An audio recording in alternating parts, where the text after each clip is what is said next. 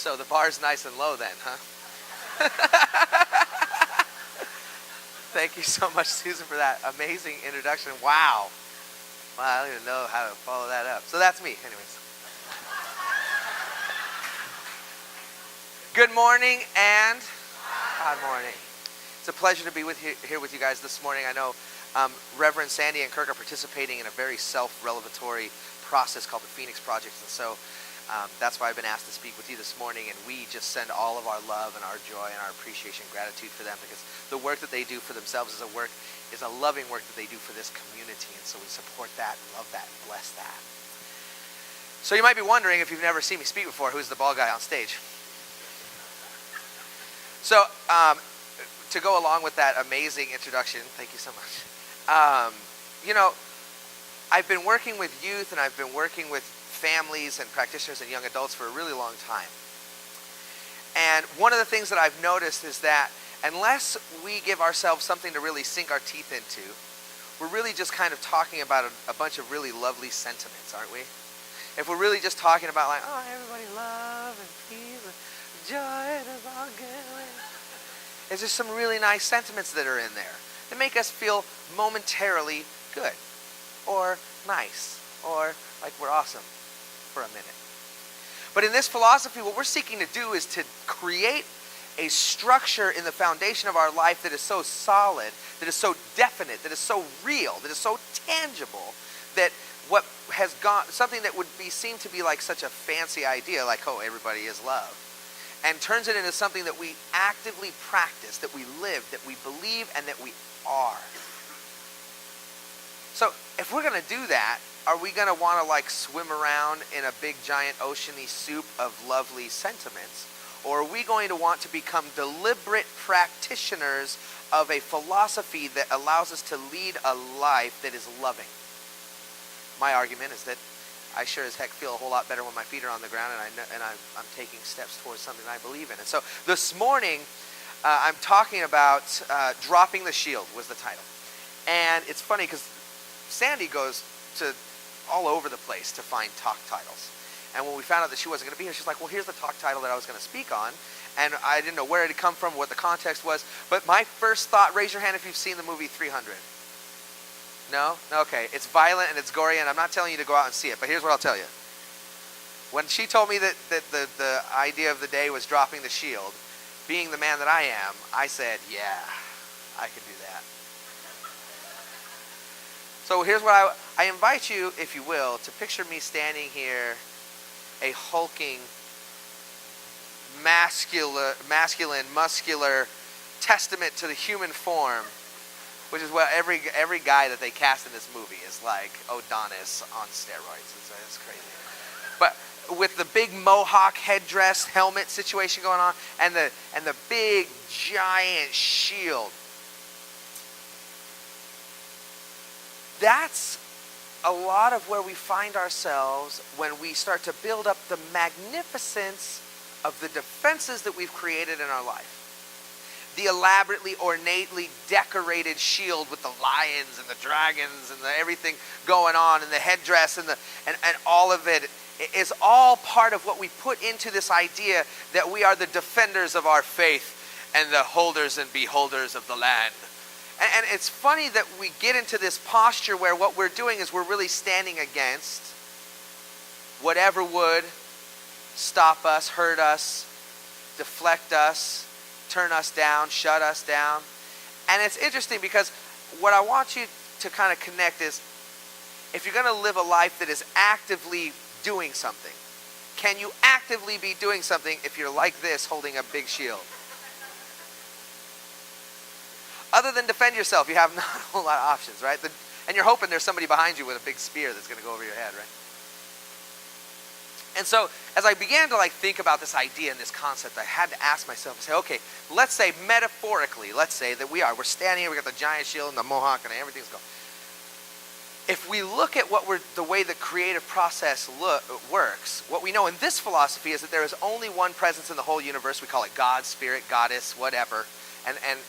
And here's the deal. If you have issues with the word God, or you have issues with the word goddess, or you have problems with people who choose the masculine version versus the feminine version, all that kind of stuff, go ahead and grip that shield a little tighter because you're going to be on a rocky one today.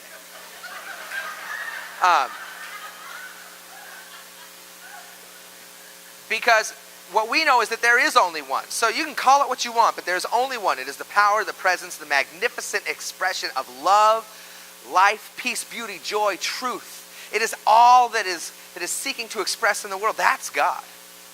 And so what we know is that from that, it moves into expression through a spiritual law of mind.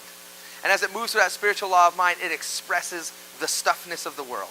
And so when we accept that truth, what we have to know is that we are made up completely of God, right? Now there's no one in here that can say they are God, right? Because what we know is that God is what? All that there is. So if I was God, then there wouldn't be a stage to stand on or a crowd to listen. It would just be me. But I'm not all that there is.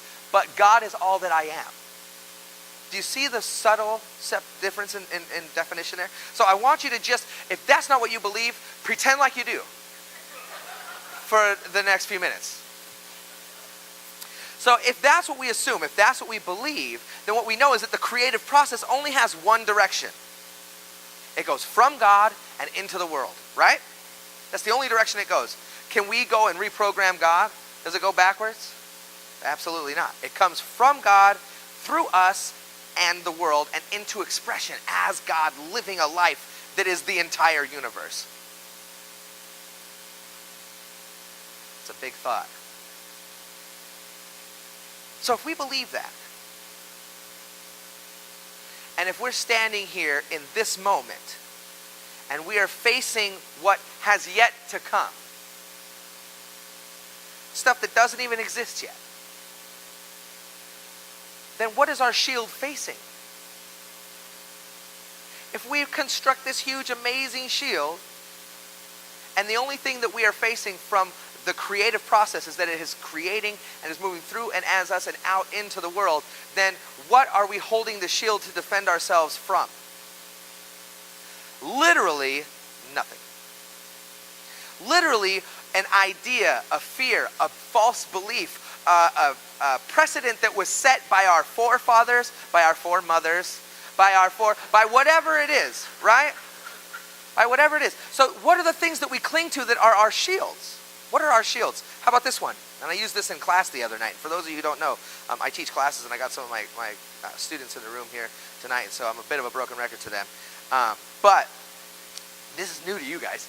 So when you're grabbing your shield, what if you were the kind of person that was raised to believe that we may not be rich, but at least we're honest? Oh. If you're giggling, you're probably not rich. Because what's it like to be someone who's gotten to the point where they've amassed a whole bunch, done a whole lot of hard work, and become someone who has a whole lot to speak for and is very, very holding that very high, is proud of something they've accomplished? Are they suddenly not a good person? Are they not honest? That's a false belief. That's a shield you're grabbing. So you know what that means? You can be honest your whole life and broke. Who wants to be honest and broke? Me neither. And let me tell you something.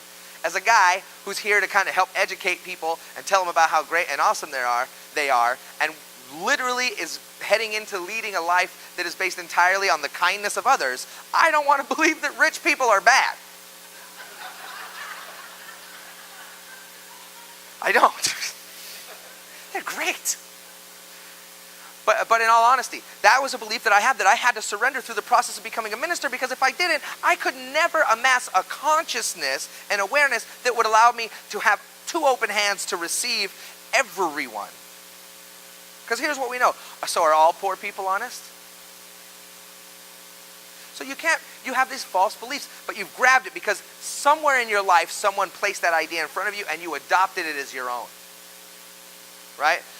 Reverend Josh Reeves, amazing guy. We've known each other since we were 17. We've never been like daily friends, but we've just been deeply seeped as religious cohorts in this whole process. And he's a minister up in Seal Beach. And one of the things he says is, if you're not the one deciding what you think, then who is? And so as you go through your life, you begin to adopt these ideas that you don't even realize you're adopting. I used a much more powerful example in my class, and I won't use that same example here, but those guys know what that example was. But imagine that something happened to you when you were young, that someone hurt or harmed you in some way, and when you were hurt or you were harmed, they told you, don't tell anybody that this happened because they won't believe you. And then you go to tell someone and they don't believe you. And it may be just one person.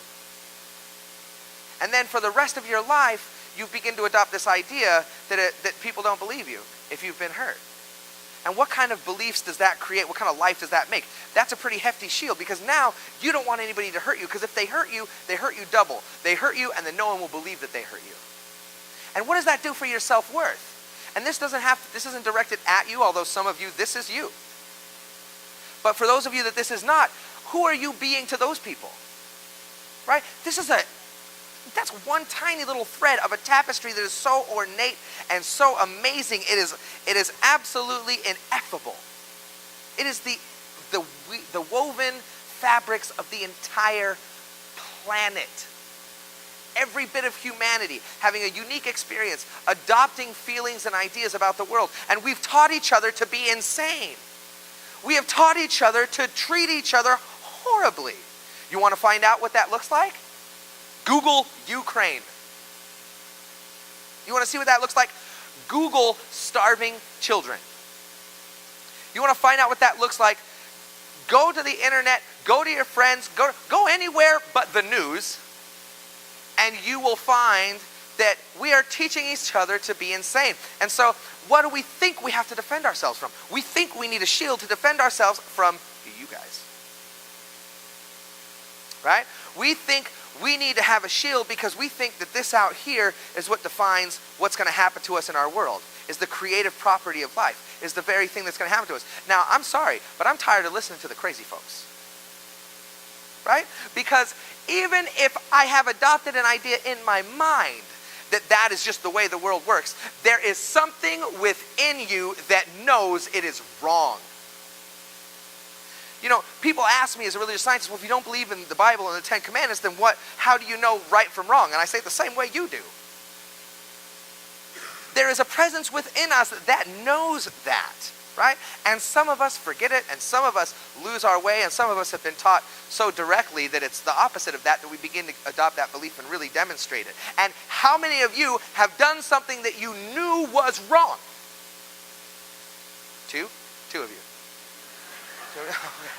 I'm just making sure. I'm just making sure. Like, oh crap, I'm in the wrong room.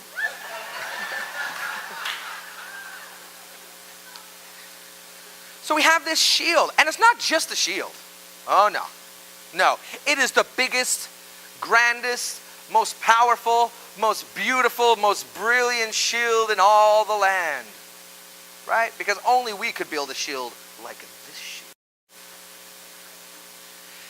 And when we stand behind that shield, what we find is that if the creative process can only go one direction, from God to life, right? If that's the only direction it can go, and if we're holding this huge shield up to nothing, right? Could you imagine like an army of dudes all standing at a wall, like literally holding their shields up to the wall? What are you accomplishing with that? So, but it's just a funny visual to me, I don't know. Still, with the mohawks and the no shirts, yeah. So, what's interesting about that is that you're standing there, and then when you find yourself in this posture holding your shield, what's actually being resisted? Are you keeping things from coming at you? Or are you keeping yourself from being able to give? From being able to share? From being able to live? From being able to take the hands of the people to the left and to the right of you and to create a community that works for all of you? Right?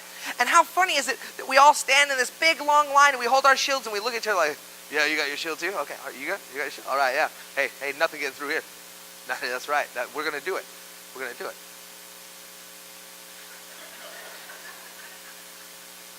And what happens? Where do we usually get stabbed? Oh! I can't get any of you to raise your hands about how you've been, but as soon as it comes down to people stabbing you in the back, it's like, oh, we got to answer for that one.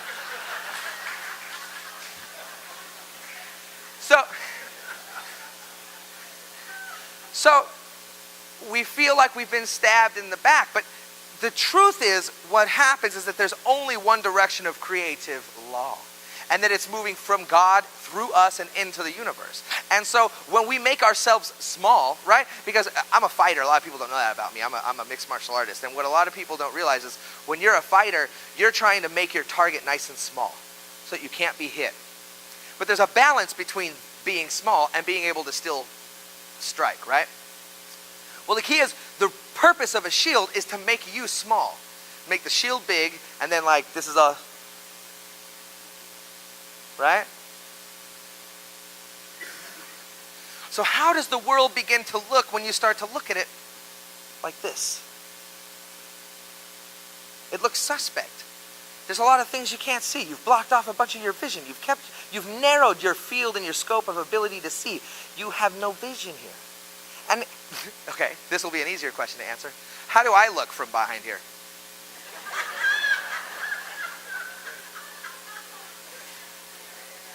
Okay, here's the question. Is that a person you trust?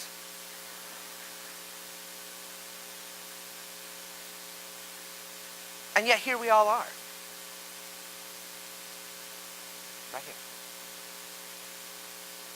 Looking, measuring, weighing, judging. Who's good, who's not good, We want everyone to think we're the greatest thing that's ever happened on God's green earth, and we look at them all like they are the people who are about to hurt us, and so we need to keep them at bay. How do you keep the lovers at bay and still have water on your shore? How do you deny the opportunity for those of us who are put here and know damn well that we're put here to love you as best we can, and you absolutely put up a shield that keeps us from being able to get anywhere near you? So it's not bad, it's not good, it's just legitimate. It's a legitimate complaint that the lovers of the world have about each other. Hey, how come you're not putting down your shield? Put your shield down. You put your shield down, I'll put my shield down. We're going to love each other, we're going to have a hug. But you got to put that shield down.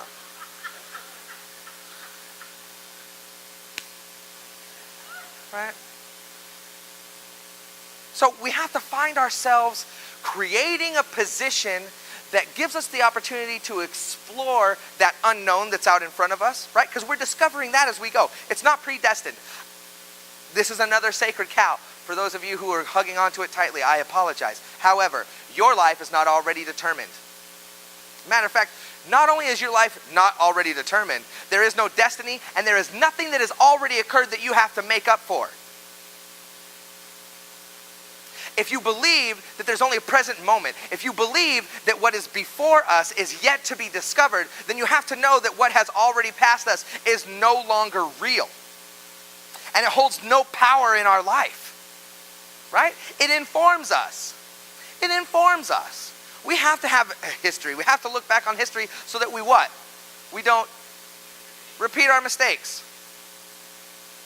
So how many numbers do we have to put after the WW? How many times do we have to repeat the same mistake?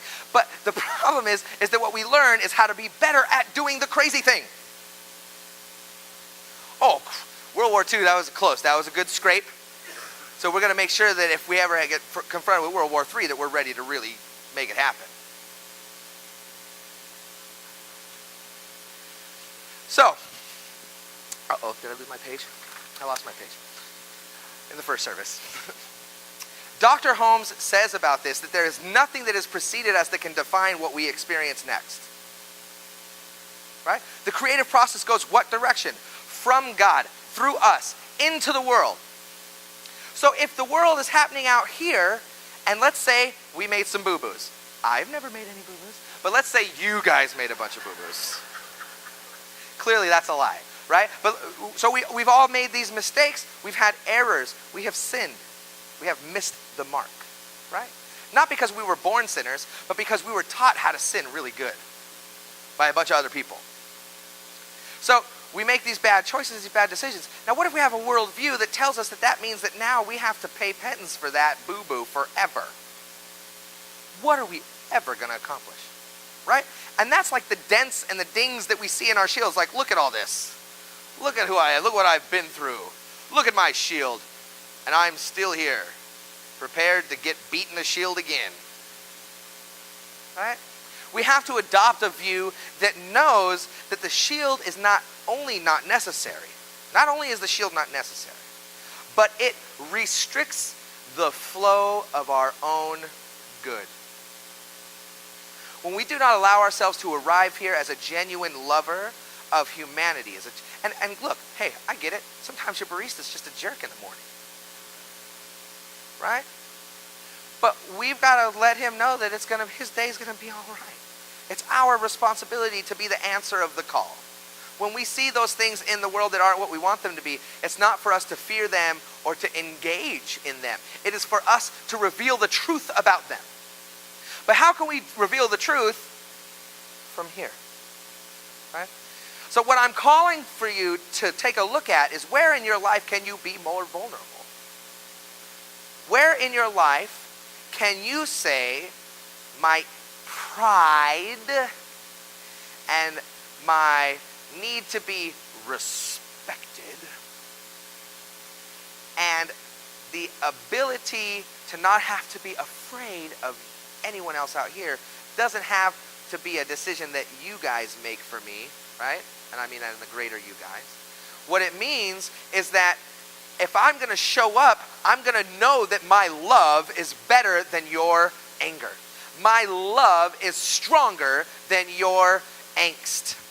My ability to be peaceful in the midst of madness is what rises me to a level that allows me to serve you when you are in chaos. And I'm getting pretty good at it, but I'm still practicing. And so what it's my responsibility to do is to amass an army of shieldless warriors that are prepared to help each other build the spiritual momentum necessary to strengthen my faith, so that I can not only learn what it means to be the answer, but so that I can learn what it means to support the people around me in being a better answer in their own lives. You think I do this for you? Yeah. But indeed I do. I do this for me because when I do this for me, the more of you guys that I can bring on board, the more I can make sure that when I say, hey, this is how it is. Right, guys? Right? Anybody ever been in the schoolyard fight? Any guys or gals been in the schoolyard fight and you're standing toe to toe and you're like, I'm going to beat you up. Right, guys? Right? But we're doing it in a loving way. We're doing it in this way. Hey, I'm here to love you no matter what. Right, guys? I know you hate me. And I understand where your hate comes from. But I love you. And that's our job for each other. That's why we get out of bed in the morning on a Sunday. You know, there's a lot of people that come and learn the concepts and ideas of this philosophy. And sometimes they go out and they practice them really well in their own lives. But they don't seek out what it means to build a community that is accumulating more momentum and more momentum and more momentum until the cup is runneth over. You know, raise your hand if you've ever been to Agape. Okay, hands down. Did you feel transformed when you came out of there? It was an experience, right? And that's because you got caught up in a tidal wave of what they're creating there. That's what you got caught up in, right? And so Sunday, what we're here to do is to, who watches speed skating? Speed skating? Okay, check this out. Did you guys see the relay? That's the craziest event I've ever seen on ice in my whole life. So there's like 50 people on the ice, and they're all going as fast as they can possibly go. And after they do like a 2.5 laps or a lap and a half, whatever the heck it is, one guy comes flying out of the middle, and the other guy takes all the momentum he's accumulated in and shoves it right into the butt of the dude that's in front of him, who's his teammate, and that dude is like, whew, and they're off and running, right? That's what we're here to do, is to constantly get pushed and to be pushing, to keep accumulating that ability to know that, and can you do any of these things from here? And they feel good.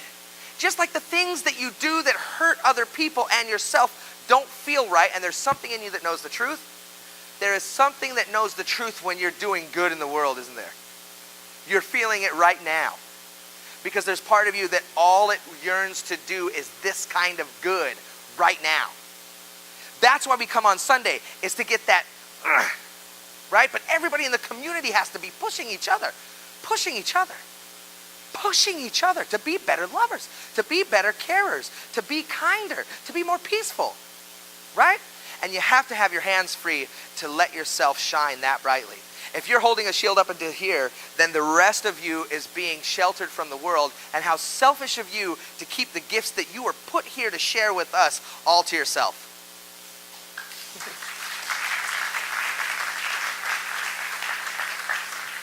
How dare you? So that's what I'm calling for you to do. When I say drop the shield, what I say is get rid of the idea that you have to protect yourself from the world. Because we are living a chosen, directed life that tells us that God is our substance. God is our supply. The thing that creates our life is a universal spirit that knows our goodness better than anyone else. See, we're the only ones that have ever known every thought that's ever passed through our mind. So literally no other person on this earth will ever know us the way that we know us. But God knows us in an even greater way than we've decided to know ourselves. And when we awaken to that idea, when we take our prayer and we open it up to the idea that there's a creative presence in the universe that knows better than to have a shield, and that also knows that if there's something to be protected from, that the universe is going to create the perfect right path for you to walk, to know that you can walk in love and in peace and in joy and in beauty without having to be resisted and without having to limit or diminish who you are as a human being to be able to express it. And that's not easy. It's simple, but it's not easy. And so we have to rally our friends. We have to build our communities. We have to expand this truth. But here's the challenge. This isn't a truth that we can just expand by telling people, hey, this is what you're supposed to believe. It was written in this book forever ago, and all these people, other people believe it. You got to believe this thing. We actually have to be a living expression of it, or people are going to say, you're full of it. And I'm going to say, yeah, I'm full of love. I'm full of peace. I'm full of joy. But I have to say it with who I am. So raise your hand if you're ready to tell the world that you brought a unique and individual gift that only you could bring and that you're ready to share it completely. Now keep your hand in the air. And it's okay if you don't raise your hand. Trust me, don't raise your hand if you're not ready to join the club. Now, if you think that we should do that as a community and that our community can thrive because we're demonstrating what that means and what that looks like, and we're prepared to invite the other people in our lives here to experience this with us, no matter how much we think they might think we're crazy, go ahead and raise your other hand. Now go, ah, ah. Put your hands down, put your hands down. This is what I'm calling you to. I am calling you to be so confident in the idea that what we're doing is creating a better planet, that you have no fear in you. Nothing between you and the word religious science. Nothing between you and the invitation of someone who maybe needs your love and your invitation the most. Someone who's just been waiting to be asked to join a community that can love them, so they can have a family, so they can share that family, and so they can discover what's been behind the shield all along, and so that we can be a part of that journey together. Are you ready? Yes. And so it is. Thank you.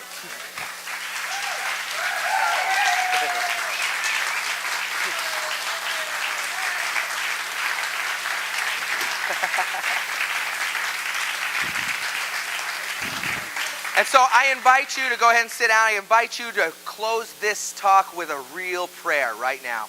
In this philosophy, we do something we call affirmative prayer, where we don't ask, we tell. And what we're going to tell the world today is our truth. And so I invite you to know these words as your own as I speak them. That God is all that there is, the very presence, the very power, the very impulsion of love in and as our life. That right now I am a powerful mover, a speaker, a liver, a breather of this truth. That God lives its life through and as the wholeness of who and what I am. And as I do this, I know that I need not be afraid of the world, because the world is at the beckoning call of the love that God is always ready to give in infinite and abundant supply. So I release the attachment of the need to be afraid of the world, and I affirm the fact that as a lover, we are unstoppable, and that we are lovers. And so now we bring that love to the world in such a way that we demonstrate for the world what a huge group of people can do when they make love number one. So I give thanks for everyone in this room and everyone beyond it, every member of this community that has ever been a member of this community, that is currently here today, that couldn't be here today but is a part of this community, and who will forever be joining this community forevermore. I give great thanks for everyone who would join me and this community in this cause, knowing that it is a godly cause, a loving cause, and a joyful cause, and a cause that is met with every single need necessary to get that word out being met by God right now. So I release it unto the law, knowing that the law takes it, affirms it, and knows only to make it so, as we say together, and so it is. Amen.